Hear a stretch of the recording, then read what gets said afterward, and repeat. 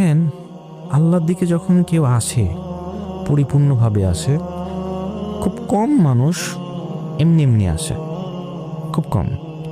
আল্লাহ যখন কাউকে খুব করে চান, তখন তাকে মানসিক পেরেশানি, তাকে কোনো একটা টেস্ট নেন, তাকে কোনো একটা আর্থিক অনটনের ভিতরে ফালায়েন, তাকে কোনো একটা বিপর্যয় দেন, ঝড় ঝাপটা দেন, তার জীবন এলোমেলো করে দেন, তোলপাড় করে দেন।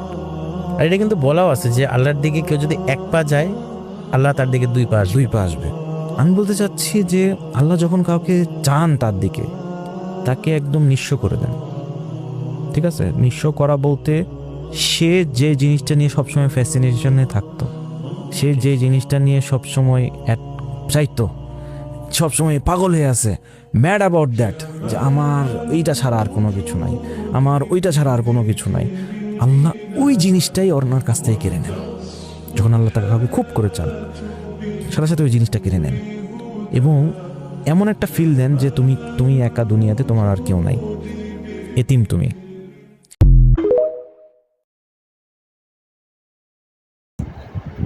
আসসালামু আলাইকুম। ভিডিওটা সবাই পুরোটাই দেখবেন, লাইক কমেন্ট শেয়ার করে দেবেন।